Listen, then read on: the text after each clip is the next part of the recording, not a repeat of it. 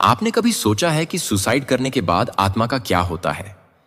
क्या वो प्रेत योनि में 100 साल तक भटकती है, जैसा कि कुछ लोग डरावनी बातें बताते हैं, या फिर उसका अगला जन्म जल्दी होता है?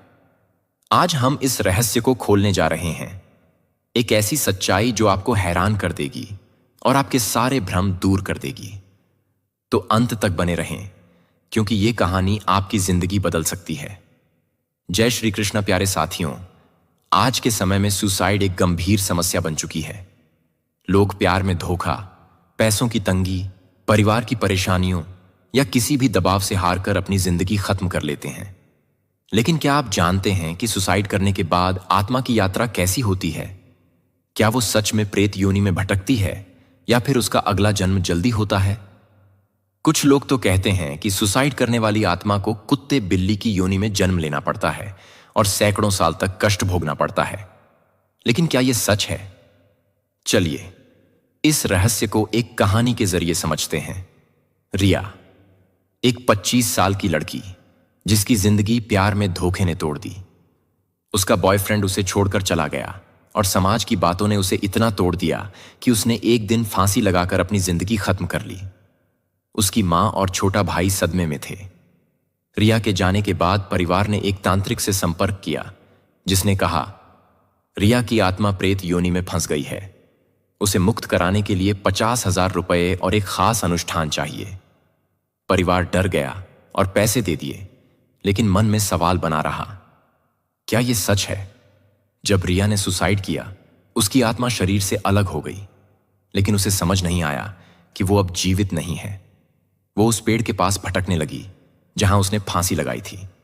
फिर जब उसकी बॉडी को घर लाया गया, उसकी आत्मा भी वहां पहुंच गई। उसने अपनी मां को रोते देखा, अपने भाई को बिलखते देखा। उसे पछतावा हुआ। वो चीख चीख कर कहने लगी, मां, मैं यहां हूं, मुझे माफ कर दो। लेकिन कोई उसकी आवाज नहीं सुन सका। उसकी आत्मा बेचैन थी। वो बार बार अपनी बॉडी में वापस जाने की कोशिश करती, लेकिन असफल रहती। उसे समझ नहीं आ रहा था कि अब वो क्या करे। जब रिया का अंतिम संस्कार हुआ, उसकी आत्मा को और ज्यादा बेचैनी हुई। उसकी बॉडी जल रही थी और वो चिल्ला रही थी, अब मैं कहां जाऊं? मैंने ऐसा क्यों किया? उसे अपनी गलती का एहसास हो रहा था। वो अपने घर के आसपास भटकती रही, अपने परिवार को देखती रही, लेकिन कोई उसे देख या सुन नहीं पा रहा था। उसकी आत्मा को गहरा पछतावा हो रहा था। सुसाइड के दौरान उसे जो दर्द हुआ, वो अब उसकी आत्मा को भी महसूस हो रहा था। वो सोच रही थी, काश मैंने हिम्मत की होती, काश मैंने ये कदम नहीं उठाया होता। कुछ समय बाद रिया की आत्मा को कुछ दिव्य शक्तियां, जिन्हें हम फरिश्ते कह सकते हैं, मिली। इन फरिश्तों ने उससे कहा, रिया, तुम्हारा इस धरती पर समय पूरा हो चुका था। तुम्हें अब अगली यात्रा के लिए तैयार होना है। रिया ने डरते हुए पूछा, मैंने सुसाइड किया है, क्या अब मैं प्रेत योनि में भटकूंगी? फरिश्तों ने जवाब दिया, नहीं, ऐसा कुछ नहीं है। तुम्हारी यात्रा तुम्हारे कर्मों पर निर्भर करती है, न कि किसी तांत्रिक के अनुष्ठान पर। रिया की आत्मा को एक दिव्य दुनिया में ले जाया गया, जहां एक तेजस्वी प्रकाश था। उस प्रकाश में उसे अपने पूरे जीवन का हिसाब किताब दिखाया गया। उसे समझ आया कि उसने सुसाइड क्यों किया, और उसे यह भी पता चला कि उसकी जिंदगी में जो दुख थे, वो उसके पिछले कर्मों का हिस्सा थे। उसे अपने कर्मों का पूरा लेखा जोखा दिखाया गया। अब उसे किसी से कोई शिकायत नहीं थी। पछतावा खत्म हो गया और वो अगले जन्म के लिए तैयार हो गई। रिया की आत्मा को उसके कर्मों के आधार पर अगला जन्म मिला।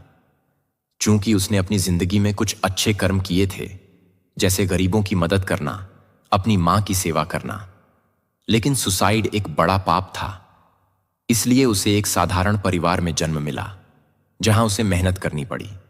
लेकिन इस जन्म में उसे वो सबक मिला जो उसे पिछले जन्म में सीखना चाहिए था, हिम्मत करना और जिंदगी की कीमत समझना।